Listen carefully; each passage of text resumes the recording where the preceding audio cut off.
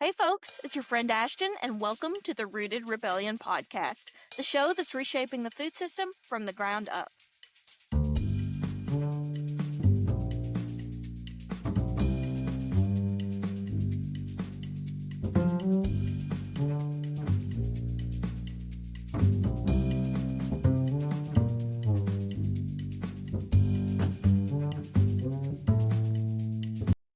Hey everyone, and welcome back to another episode of the Rooted Rebellion podcast. I am so thankful that we can all be here together today. At the time that this portion of the podcast is being recorded, it is a beautiful and crisp October morning. First one that we've really had this year. So I'm looking forward to going out and taking a walk in the leaves, and I hope that everyone can get out and enjoy a little bit of nature today, whatever that may look like for you. Before we dive into today's episode, just want to take a moment to note and honor the passing of Jane Goodall.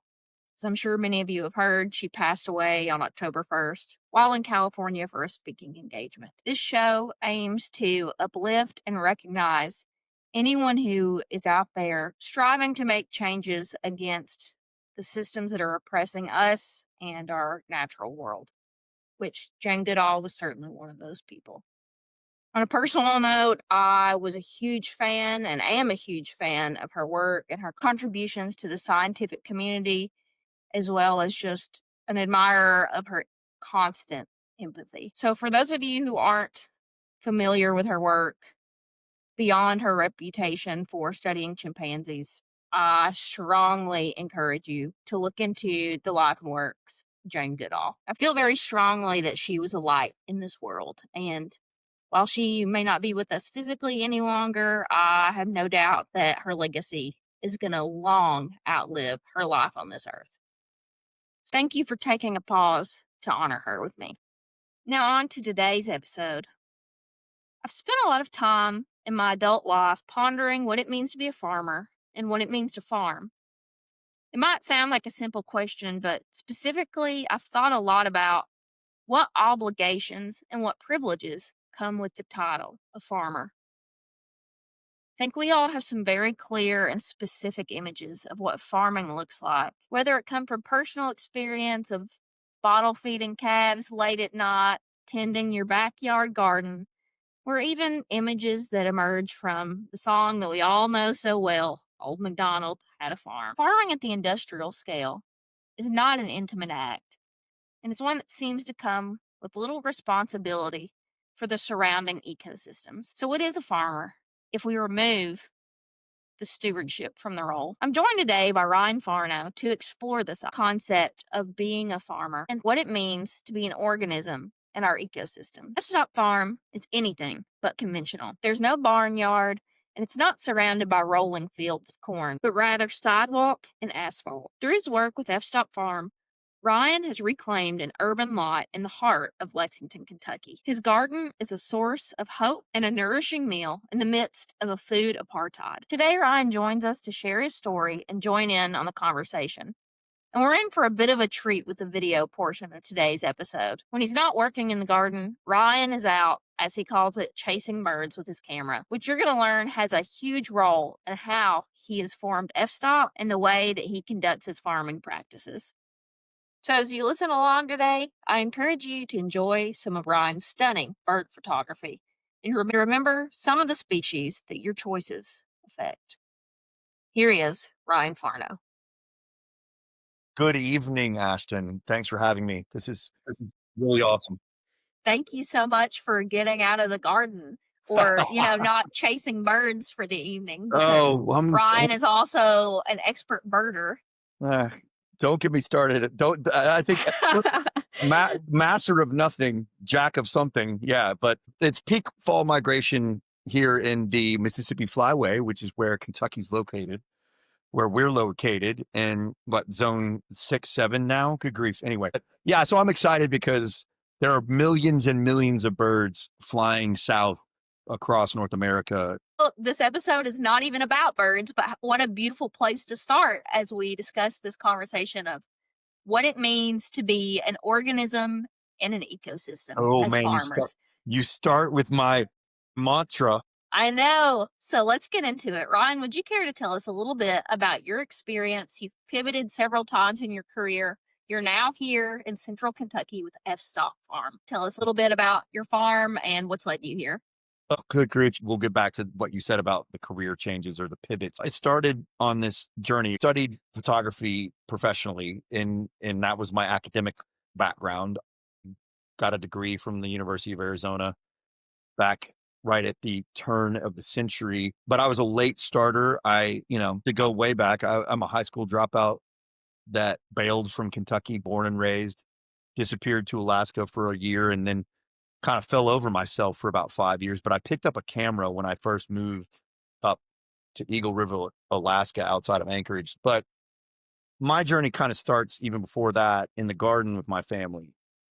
And everything in my experience that has been formative has come from interactions with the natural world. I picked up a camera when I went to Alaska, and this is a kid that never left Kentucky, his whole life, and then dropped out of high school, and then was offered an opportunity to move about as far away as possible and still stay in the U.S. But I spent a year there and started taking pictures. Came back to Kentucky, set up a darkroom, taught myself how to process black and white film, put together a little portfolio, went to Columbia College, Chicago, sat down in front of a couple people and said, hey, I want to learn how to do photography professionally or legitimately. Spent a year there and then transferred to Arizona. The Center for Creative Photography is there. That was started by Ansel Adams in the late 70s, early 80s as a monumental archive to the practice of photography. And that archive has been part of the University of Arizona as a private institution for, hard to believe it's nearly 50 years now. But that was really a spark for me to kind of parlay or kind of convey a way of observing things or experiencing the world through a lens. It's funny because I went on that arc and became a college professor, taught at the Academy of Art University, did commercial photography work, kind of explored the whole idea. Teaching has always been something that's been at the core, but both my parents are educators. So to boil this down, my second child was born in 2010 when we were in San Francisco. I had been a faculty member at the Academy of Art University for over 5 years, 6 years almost, and had kind of worked my way in because it was this paradigm shift between analog and digital. And I think there's some other parallels there. So I was trained in traditional black and white and color darkroom photography with silver-based chemistry and all of those things. But I also jumped onto a computer, middle of the 90s, started using Photoshop and other technology, became very adept with the computer, started using digital cameras in their earliest phases. So I was able to ride another wave like so many people in the past 60, 70 years that we have completely turned the human experience on its ear in a very short period of time. And I have a window into that, no pun intended, through photography. And so I had that opportunity. I had a skill set that everybody before me didn't have. And, 100 years of photography suddenly became something completely different with the computer. But then I realized there was something missing. When my second child was born, Lydia was born in 2010, and we realized that we were spending thousands of dollars on rent and living expenses and didn't own a home and didn't have opportunities to create community, to have a family, to build a connect. And like the kid was in daycare all day and we were both working full-time jobs. So we decided to leave California and move to Texas. We had friends there. We had an opportunity to buy a home. I'd been out of high school, out of college for over a decade. I was in my late 20s, early 30s, and I'd never owned property. I'd never owned a home. I'd never had access to land, access to engagement where this is my parcel that I can shape. It's like when we think about ownership and land ownership and engagement with land and property, the modern consideration of that has nothing to do with you being connected to nature. It's living in a cubicle or a box where you go do a job and you come back. And most of us, have landscapers or people that do our yards for us. Like this whole idea of being connected to nature has been systematically disconnected from our current culture and economy. This is a tipping point for me because I'm like, oh my God, I have a piece of property. So when we moved from California to Texas, we purchased a 3/4 acre urban suburban cul-de-sac lot in East Austin. And within 6 months of actually having access to land, not a window planter that had a couple herbs in it in a walk-up brownstone type 2-bedroom apartment in California for over a decade where I didn't have access to land or dirt or earth or anything. I mean, it changed everything. I mean, I was doing freelance professional photography work, shooting architecture, trying to build a business on my own. And at the same time, I started tilling up every part of his yard. Within a year, I had grown enough food to start giving it away to the community. And then that turned into a CSA the following spring where people were like, here, we'll pay you. You can make us boxes of produce. And that also connected into, well, food preservation. I don't want to waste any of the stuff I'm growing. I got so much stuff. I started canning and pickling and fermenting things out of my garden to the point where I had enough of it to start selling that as part of my CSA program, which was, maybe 25 members, but it gave me some extra money. But then I got connected to the culinary scene in Austin, in Central Texas. And so basically, I turned this whole property into a garden and it got bigger and bigger. And then people were interested in what I was doing. Then I joined the Texas Farmers Market community, a community of people and farms and ranchers and producers and growers that I was really connected to for, almost 7 years, selling every weekend and, learning about horticulture, agriculture, botany, entomology. Suddenly I'm doing this pivot from, okay, so I had this little hobby garden. I saw it as a potential way to make a living. I started thinking about all of the revenue streams that could come from small scale growing, whether it's selling direct to producers, growing herbs, growing edible flowers, making herbal teas, growing herbs, things that could be put back or put down or canned or dried or preserved gave me the capacity to have a bandwidth of revenue that I could potentially make a functioning amount of money. Of course, you have to understand it's a shared economy. I had a wife with a full-time job. She had an income that could help us cover all the expenses of the home, mortgage payments, bills. And then I started dumping all of what we could into building infrastructure. We bought a walk-in fridge. Built a greenhouse. We're talking about a startup cost of less than $25,000, less than that, except that we own the properties. And this is where we're going to get into questions about land ownership and land access and what I'm doing now. What F-Stop is now is something completely different. But at the time, I had the resources to build something on a residential lot with a joint income. But it's amazing. In 2015, 2016, 2017, the garden on just over a third of an acre, I grossed almost $100,000. I was netting about 50 to 55, 60K. So I was creating my own income of around $50,000 a year, plus my overhead. And then I was paying part-time help. I was employing a couple of people during this time. So while living in Austin, you were able to generate your own income and employ others simply by growing produce and creating value added products.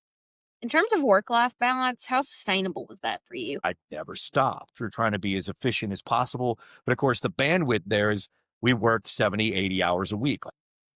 Is that healthy? Is it functional? Is that a realistic life? I didn't see it as labor, or I saw it as labor, but I didn't see it as work. I saw it as a purposeful engagement, but it takes community. I mean, look at the Mennonites, look at the Quaker culture. Agriculture requires community. And it's funny because the human experience, engaging with people, dealing with people, managing connections, friendships, relationships, social situations, navigating the nuance of this. I always felt at peace when I was outside of these frameworks. And I want to come back to this concept because while reconnecting with one another can be one of the greatest rewards from this type of agricultural work, implementing humans into our systems can also be one of the greatest challenges. So I really want to touch back on that. But before we delve too deeply into that topic, bring us up to speed. Where are we with F Stop Farm now? How is it that you landed in Central Kentucky? This is a great question because I went from being a homeowner with a secondary income, growing food in a way that allowed me to put all my time and effort and energy into it. But guess what happened? And I don't want to make this a personal document, but it is personal because everything about food and the environment and farming and the community and the culture around agriculture is about community and family and connection. So all of what F-Stop led up to and the work and the effort and the engagement that I created ended up with me being divorced. My choices affected my relationship with, my partner, and I made mistakes, whatever. That's a personal thing, but we dissolved the marriage. I left the property. I didn't have access to that land. So when that occurred, I looked for other places to be able to operate the same kind of business, and it was impossible to maintain a functioning business and income. I went from F-Stop Farm being my own residence to leasing property at another small farm in East Austin. And that land lease was reasonable and I could pull it off. And that was working. And there's numbers about land leases and about understanding access, but you have to have access to water. You have to have access to infrastructure. Because what happened to me was the farm that I was working with, leasing about a half an acre from them, which was larger than my original homestead, but I was having to spend money on it. So I was making less money, even though the land was more volume, more area. I had to grow more to make more to cover my lease and then still do the things I was doing. But then that farm was sold. The land was sold for a development. So I scrambled to try to find another piece of property to grow on and to continue my pickling and fermenting business. That failed. I went to a place out in Dripping Springs, signed a land lease that was astronomically too much money for me to be able to grow food, live on site, and pay the lease. And so I ended up coming back to Kentucky where I grew up. And now what F-Stop Farm is basically utilizing empty residential urban lots on someone else's property, growing 2,200 running feet of produce, herbs, flowers, and basically kind of by the skin of my teeth created a garden that was then a tipping point or a jump off point for me to start my pickling and fermentation business again, sourcing from other local producers. So F-Stop Farm is still a small market garden, but the revenue from that space is more proof of concept of here's an urban garden space that can produce X. So F-Stop Farm is an LLC. It's a for-profit small business, single proprietor. I sell at farmers markets. I have my microprocessor certifications, but I'm about to get my food manufacturing certification, which means I can sell my stuff to grocery stores. But the idea is that I can sell on a regular basis and have shelf stability. So the garden can produce, but the revenue streams, the value added stuff, pickles, ferments that I make, sourcing everything from local producers. The idea of a small market garden is cool, but for that to be a realistic business model in our contemporary economy it's tough. It's really difficult to do. And I'm not trying to romanticize this at all, but I think it's a necessary choice. I think our food system is under duress. I think there's bigger picture questions that we'll get to that you'll come to next. Now, F-Stop Farm is literally an urban farm on 2 empty residential lots where I grow organic practice. We've tested the soil. It's been grown on and turned in before. We use no chemical pesticides or chemical fertilizers. Everything's organic practice.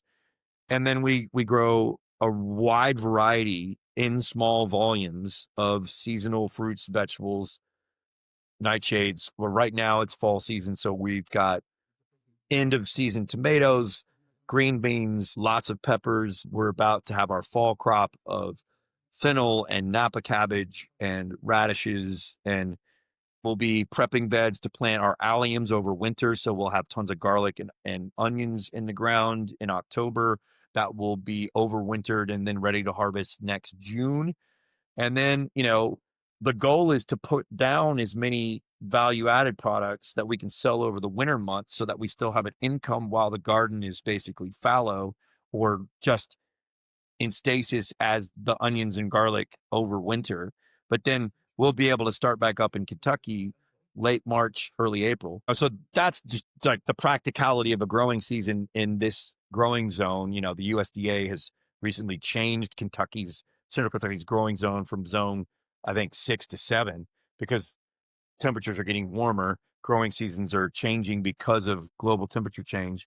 And that's a whole nother conversation. But now I'm basically running a pickling and fermentation food preservation business with this little garden as kind of an anchor example or a proof of concept that this little operation done right, as we build out one portion of the business, can allow me to fund the other components of the business. The question is, am I thinking about FSOP as a business, or am I thinking about it as a necessary example of a future important change in our food system? How do you see your efforts at F-Stop Farm? Small scale urban farming centered around the community. How do you see this contributing to these important changes that you feel need to take place with the food system? Yeah, well, see, this is huge because these are some of the misnomers that come back to what is a farm. And that's the question that I wanted to really kind of address. And this is tricky. Like, what were gardens? What did a garden look like? How did we feed ourselves before corporate commercial farming, grocery stores, interstate highways, refrigeration? You got to understand some numbers that are really important. In 1943, during the peak of World War II, before the end of World War II, but this is anything prior to that, like America, our vegetable production was coming, more than 40% was coming from small private residential growing operations, not from commercial farms. So in 1943, just before the end of World War II, of course, they branded this and, you know, presented this as the Victory Garden is like, oh, everyone needs to grow food. We have to, be self-sufficient. We got to do these things for the war effort, all this. But everybody was doing this way before the war. We were at this tipping point. You got to understand what the past 85 years on this planet has been and how it's a lot to absorb and kind of process. So we're talking about 40% of the produce was grown on residential lots in private gardens, like neighborhood home gardens. I think the number is like 10 million tons of produce in the 40s, which isn't anywhere close to the volume now. But you got to talk about processed foods that happened after the end of World War II and what our diets are now compared to what they were just 80 years ago. But what I'm saying is now the average piece of produce travels 1,500 miles to get to a shelf at your grocery store. That's if you decide to buy the cucumber or the celery or the carrot or the strawberries or whatever it is, the avocado. The average distance a vegetable or fruit travels is 1,500 miles. The supply chain, the carbon footprint, the things that affect what we eat, how we eat it, where it comes from, are modern, for-profit, convenience economy, industrialized farming, GMO, all these tag words, all these red flags that pop up for everybody that's part of our community that's thinking about growing systems and food systems and health and nutrition. But you're talking about multi-trillion-dollar global economic supply chain questions around food and deforestation and the environmental impacts of chemical fertilizers and genetically modified seed. Like, I think that for anybody paying attention in the past 5 years, 5 to 10 years, the realization of the undeniable facts of climate change that are a direct result of human behavior, human engagement with our resources, how we use them, how we burn them, what we're doing to the atmosphere, what we're doing to the landscape, what we're doing to our environment, whether it's glyphosate, whether it's nitrogen fertilizers dumping into river basins, into the Gulf of Mexico. I mean, there's undeniable statistics. And if you don't believe that these things are happening, I'll let people go do the research on their own. But we're at this tipping point of recognition that these choices we made, the application of technology, the science that we have manifested and created, and whether it's genetics, whether it's how we, use certain tools and equipment and technology, it's not to improve our conditions and circumstances. It's not to make us healthier or better. It's to create wealth for the benefit of very few people and not to either maintain a responsible engagement with our environment or each other. So I don't have a political stance other than that we have fundamentally been doing everything wrong my entire life. And I have watched the arc of this happen coming to this point in time, looking at our global political, environmental, cultural climate and saying, maybe this isn't the right way to go. And I don't, you have to consider your choices on a daily basis. And you have to be able to vet all of the noise coming from the technology that's currently now drowning out so much of the common sense, small town, simple community. And this isn't to say untrained, unintelligent, uneducated. The simplest path is generally the best. The Occam's razor sort of consideration of our own existence is like, you know, the simplest answer is probably the best one. And I'm not talking about easy things. I'm talking about the fact that we've been distracted from what really provides, I believe, provides direct engagement with one another, discourse, communication, engagement. You've got to do the work to feed yourself, and you have to invest time and effort and energy in each other. Modernity is a big problem for me because while technology has provided us so many things, our misappropriation and misallocation and misdirection and misuse of all of this knowledge and the to not in like the literal just sweeping away all of this ancient generational knowledge about simple methodologies and practices that not only gave joy in the in foodways, thinking about your grandmother's pickles or a cookbook or a dish or a thing that you experienced generationally. Nobody even cooks anymore. But like we look at Alice Waters' work in California in the East Bay, it's like, oh well, everything has to be sourced from local produce because it tastes better. It had nothing to do with environmental ecological responsibility. It was like, oh, this is just tastes better, so we're going to charge you more for it. And the farm to table movement is turned into the richest, most wealthy people get to have access to the best quality, most local, and most delicious tasting food that used to just be the way we ate. And I'm sick of hospitality. I mean, I've worked with so many great chefs that have done so many cool things, but now it's like, if you can't sit down and enjoy a beautiful meal without spending an astronomical amount, it's all about wealth creation and convenience and isolation of the most beautiful, simple, elegant things of our experience. And it's very American too. But it's like when you start talking about food and culture, it's one of the most beautiful segues, and you can tie into every community, every culture. You don't have to speak the language. If you eat food and you appreciate food and you see historical shifts around food and culture and all of the things that have happened in the past 500 years with colonial movement and the diaspora from Africa and what we did in Southeast Asia. But like, look at the food that has come from all these things. I'm not justifying any of that, but I'm like, food ties us together, where that food comes from, why it's delicious, what it is. And for me, there's this thread that a root, a stem, a branch, a bud, it all goes back to these fundamental core things. What do you have to do every day? You've got to get up, you got to sleep, you have to have a roof over your head, you have to get up, you have to eat something. It has to come from somewhere. Like every time you eat food, you're making a decision about your engagement with the world around you, your environment. The food you eat is the most important choice you make every day as a human being because it all is connected to 1,000 other things thousands of miles away from you in how it was created, how it was processed, how it was manufactured, how it was grown, where it was grown, how it got to you where you're eating it.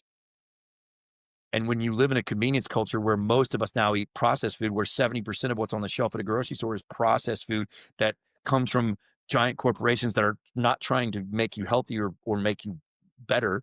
They're trying to make money off of you just eating whatever they can give you at the cheapest price. So 85% of global farm production is corn, soy, and other genetically modified grains for fuel, for soy lecithin, for feed for animals. And then, like, we start getting into farming, we start talking about vegetable farming and produce farming versus protein farming and what it means for us to continue to increase the amount of animal proteins that we want to eat or want to buy and what that means and its effect on the environment. I mean, there's so much to cover. Well, let me ask you this. The Yeah. definition of a farm has clearly changed over the last few decades. in terms of the scale, in terms of the crops, the methodology. Yep. And I think that's shifted with it the definition of farmer. Yeah, absolutely. Who And do you consider to be a farmer, and how do those implications shape I, our role in stewarding the land? yeah, and that's the most important question facing America, facing the world right now. My definition of a farmer, to be very succinct and specific, is that each of us live in a family unit of some kind. If it's just yourself in an apartment, or if it's you and a partner, whoever that partner might be, the two of you or whomever it is have to eat. And if you're a partner that decides to have offspring and you have a family, then that group of people, 4 people, 5 people, 6, 8, I don't know how many people, whatever, that group of people has to eat. And throughout history, I mean, we're talking about thousands of years of humanity. Those people fed themselves, or they worked together in collectives or groups and fed communities. Those are all farmers. Like, if I were to say to you, your family, if you have a garden and you can produce more than your family will eat, and you provide some kind of produced food stuff, fruit, bread, if you bake bread, I mean, but of course, like, are you growing the grains for that? But let's not do that. Let's just say, like, how I started. I had land. I planted as much as I could. I turned it. I understood the soil health. I rotated crops. I created compost. I had hundreds of pounds of tomatoes and hundreds of pounds of greens and hundreds of pounds of cabbages and whatever. But I would give them away to my neighbors. That makes me a farmer. If I'm feeding people outside of my own necessary sustenance for week to week, if I'm growing food beyond what I'm going to consume and I make it available to my community, I am a farmer, period.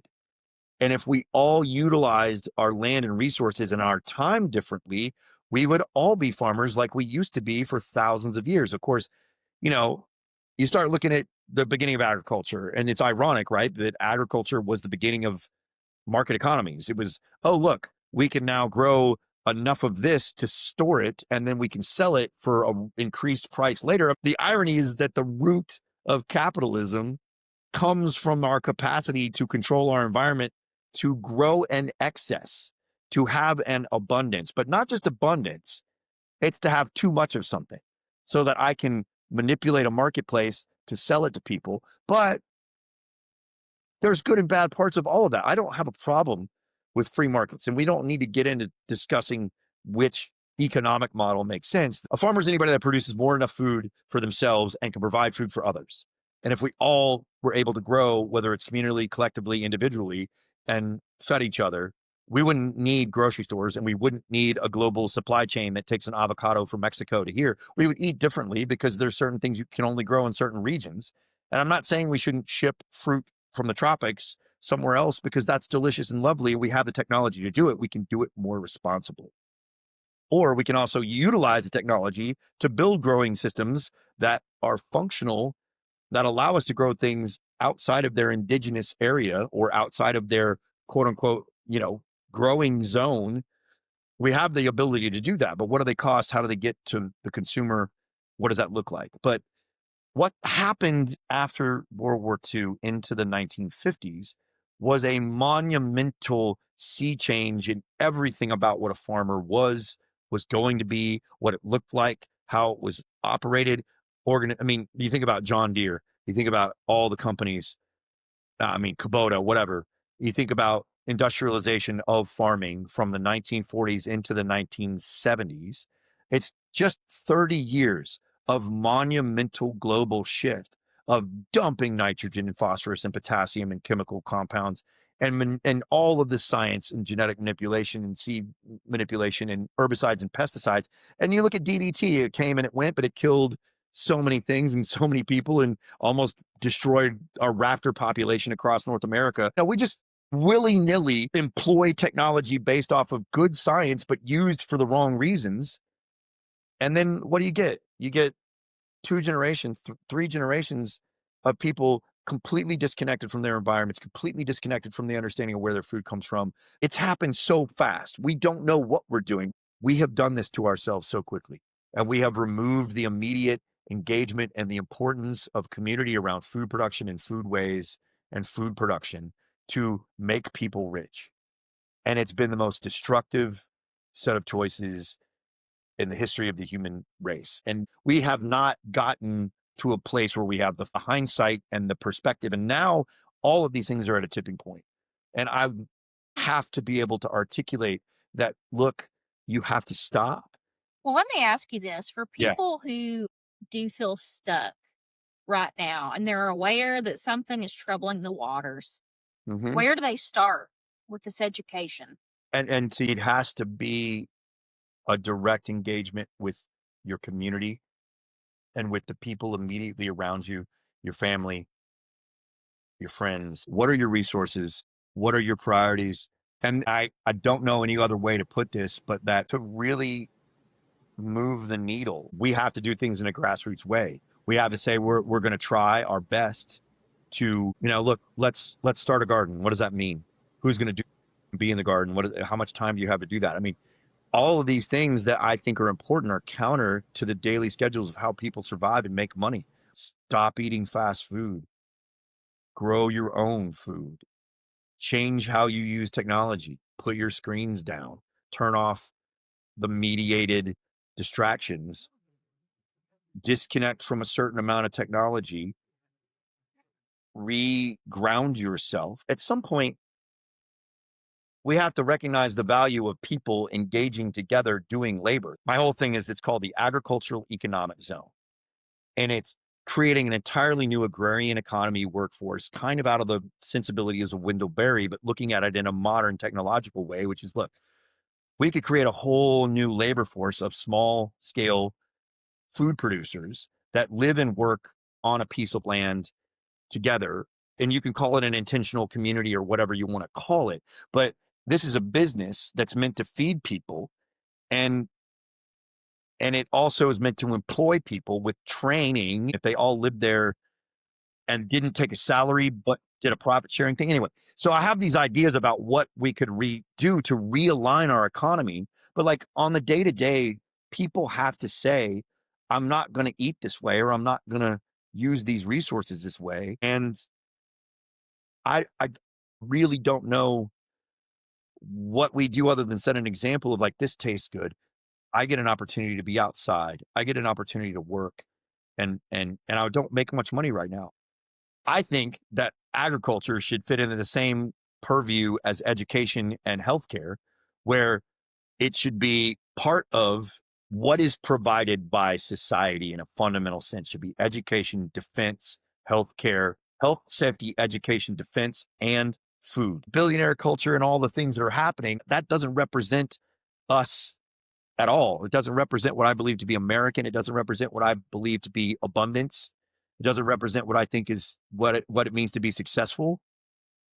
And success for me is healthy, decent, kind human beings, aware of their environment, experiencing nature as an extension of their day-to-day lives, because everything you eat has at some point come from nature. We live in imbalance. We live out of context. We live disconnected from the reality, and we live in a virtual state. And I don't know. I really believe that we have lost sight of really what our substance is. And our big brains are beautiful, and we have glorious imaginations for art and music. We've had this conversation. I mean, I love that we have gotten to this place, but unless we scrutinize the application of all of the things we've come to know, and we simply continue on this path where we are acting like we're gods, and acting as if we have an unlimited set of resources, and acting like our choices aren't immediately affecting every other thing around us, we are part of a whole. We are part of a collective. And unless we recognize that, it's a simple, all your choices matter, and they all engage other things and other organisms, other living things, other systems. That's where we go from just like simple farming and like community, basic grassroots, do the best you can, the simplest you can with the people that are closest to you. But it's also looking at the bigger picture. You talk about, like, with your photography, that you see it through the lens, puns not intended, of Yeah. observation. How does that inform the way that you farm? Oh, growing a garden, having a green thumb, whatever that means, the people that are interested in recognizing that you're a steward for a thing, you see a system. Great farmers, great gardeners, great growers, producers are simply allowing nature to do what it does best with the consideration of how it is functioning. And that takes constant, nuanced attention to the things that are going on. What are the rotations? How is the soil been prepped? What is it to understand fungal growth, and what is it to understand where organic stuff, where your carbon inputs come from, where your nitrogen, potassium, phosphorus come from? What's the chemistry? And again, the good producer, all of them have this fantastic appreciation for being present and grounded in the environment that they're in. So for me, photography, like my general character, my personality, the way I just move through the world is constantly looking and thinking and questioning and wondering about how the hell that got there, and like, why does that do that, or how is this way? Or so for me, it was like every insect, every bug, every animal, everything, every seed, how wet it is, how dry it is, what is mulch, what kind of mulch. You are constantly aware of so many elements that affect just, the way that grow. Like your life as a farmer and a grower or producer is a constant learning practice. And if you move to a new environment, like I left Texas and came to Kentucky, I've got to do everything general principles, but I've got to do everything a little differently. My timing's different. Observing, how long the day is, what the seasons are, when does it rain, when does it not rain. I mean, that observational sensibility of a grower and a farmer is at the root, the core of it. That sense of paying attention and being curious and looking and seeing, but yet also experiencing what's happening. It's such a catharsis. It's such a liminal and a grounding practice. I mean, I think the reason I'm not crazy or obese is because I do this stuff. And my life might be really hard at times, compared to like paying the bills and that practical real world stuff. But as far as my physical and mental, spiritual health, I feel good because I feel like I see and connect and share things. Anyway, so that kind of goes into the spiritual side of it, but it's also like there's something fundamentally important to building a relationship with the natural world. And I think that's the single biggest takeaway. We have to re-establish our connection to the natural world and the cycles and the rhythms and the frequencies and the process of the things that are happening around us every day. So, for those of us who don't have property or access to property, which at this point is considerable and rising, how do we steward and connect with the land well? And this is huge because it goes back to your question. Like I came back to Lexington and I just started talking to every person I could find. I was like, you got property? You got land? And of course, I made it a priority to say I'm going to sacrifice a lot of things in my life to say I'm going to go till that up. And, it hasn't had any payoff for me really at all until, just this year. Like I finally fully committed to just say, I'm going to turn this little plot. So I don't know. I mean, the amount of green space that's available in any urban area is monumental. And as long as you have an understanding of how to utilize it and what the resources are and what you have access to, you just have to have the time and the willingness to do it. I mean, if you look at Lexington, Kentucky, there's monumental amount of feasible growing land. It's how do you get access to it? Who owns it? Why do they own it? Having this conversation about small scale urban production and that it has a greater value because we've got Seed Leaf and we've got some other organizations, Black Soil Kentucky, Oak, all these organizations. But like Seed Leaf is a specific one that's interesting to me because it was started as let's just take urban green spaces and turn them into gardens. What does that look like? Unless you have a really definitive sense of we want high yields, we want fast turnover, we want to produce at volume so we can do something with it. But like gardening can't be a cosplay thing where you're just kind of out there. This is fun. I grew some peppers. What do we do with them? you've got to take it from the seed to the table. But of course, agriculture is always about hands. You also have to have a certain kind of physicality and determination that's not normal. And I think getting people a taste of what it means and feels like to really be in it and have access to it and really do it. The problem is that you get burnt out, you get tired, or you don't make enough money, or you don't have the resources. But I think if we thought about this more collectively and communicated with each other, like, we need to take these green spaces and make them into something else. We need to find them. If they're private residences, we need to convince people. It's like, I'm, all about getting up or sitting down and writing or going out and just meeting people and articulating the ideas that, back to what we said earlier, what a farm is has to change. Our whole idea of what a farm is has to evolve. It has to change. There needs to be intelligent, articulate people that are trained in horticulture and all these things that are coming at this with, like, look, we want to start little businesses. We want to house people and feed people. We want to create these small production facilities that are looking at every revenue stream and doing it with a sensibility that we're going to try to make as much and grow as much as possible. All this slow food stuff and this food forest stuff is cute and quaint, and everybody has their ideologies around, like, we want to be environmentally sound. But look, access to land has to be determination and communication and communal engagement. Talk to your friends and family. Do you have a big backyard? Can we grow in it? What does that look like? Can we turn your whole property into a garden? HOAs and all these things are affecting how people can utilize their property and all. But I think there's more than enough land. It's the determination and the interest in doing it, and then getting people together to figure out how to balance the labor necessary and the infrastructure and the startup costs. But what a farm is not, 20 acres and a barn and a big greenhouse and a tractor. It's a little freaking walk behind tiller and some tools and the know-how and the understanding of how to turn a few 100 square feet into something fantastic. And I'm just thinking on that the statement that it's not easy. And we are in a society that's conditioned to convenience and ease. How do we encourage people to move beyond that? Is there a motivation other than fear?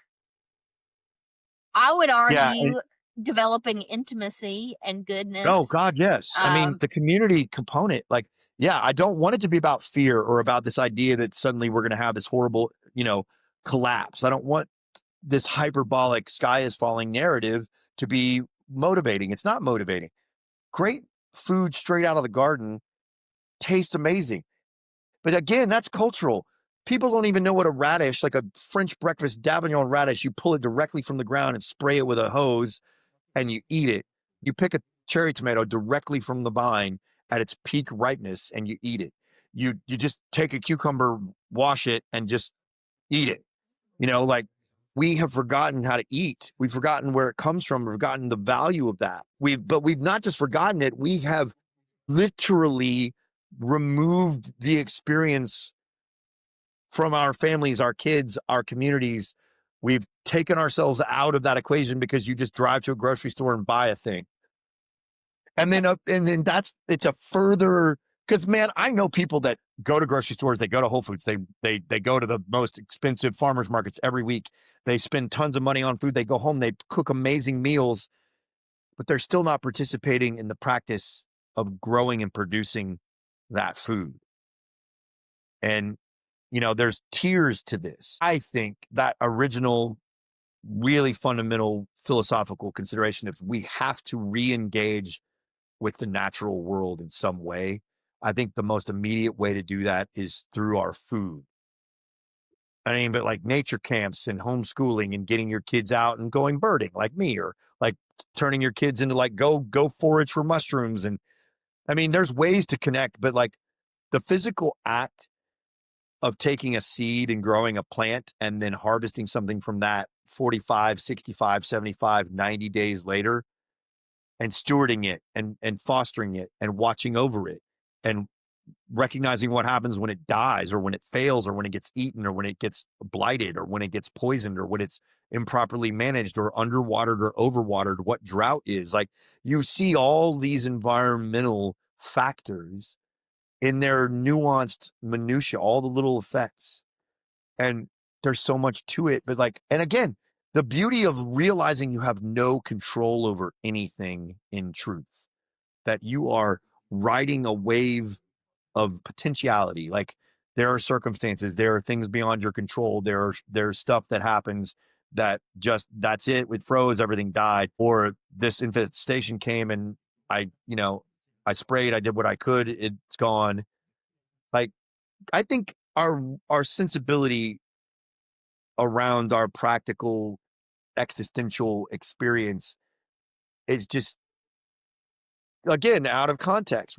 We have created an unrealistic consideration of our own experience that doesn't allow us to recognize flaws. It doesn't allow us to see failure. It doesn't allow us to see scarcity as an important component of the balance that happens in life. We want wealth and ease and convenience without the hardship or the difficulty of achieving any of those things. And to really find appreciation in the simplest, most beautiful practice of why it tastes good, how it came to fruition, what it meant to go through that process, how it felt when it failed, what it felt like to share that with other people, what it feels like to grow something and give it to someone else. I mean, there's so much fundamental humanity and simple, altruistic, empathetic sensitivity that gives people depth and perspective that I feel we miss in our current practice. I spend every day deeply rooted in what I don't know, deeply affected by what I don't understand, deeply motivated by trying to improve the most basic little things, wanting to know more and better. And that's also about understanding people. Like, it's so hard to grow community. It's so hard to have time to sit down and stop and share things with people. It's so hard to find ways that we really find value in each other. Like, everybody, you got to be able to ask for help. You got to be able to, and people have to say, yes, I'll help you. I mean, the bootstrap thing and the I did it all by myself thing and the I'm going to get better thing or I'm going to do it, or I did it all by myself and nobody helped me. That's ridiculous. Nobody got anywhere in this world without either getting generational wealth, without having someone give them something or teach them something or share something with them for them to find ways to either become more educated, more trained, more sensitive, more capable, or you got physical resources. And if we can't share things together and we can't be connected to each other and we can't ask for things, I just hope for a world that recognizes hard work and intelligence and dedication and willingness to share. And there's so much beauty through these practices that we just have to make them a priority. We have to figure out how we want to be. I couldn't agree more. And I think whether our listeners consider themselves farmers or not, we all have vital roles to play in our ecosystems. So I just encourage everyone to lean into whatever gifts they feel like they personally have and start to discover some of these ways that we can come together as a functioning ecosystem rather than individuals in our personal homes. Ryan, I want to thank you so much for your time in this interview. I'll be linking your social media as well as your website in the show notes below. To all of our listeners, please share this with anyone that you think needs to hear this message. And in the meantime, stay rooted.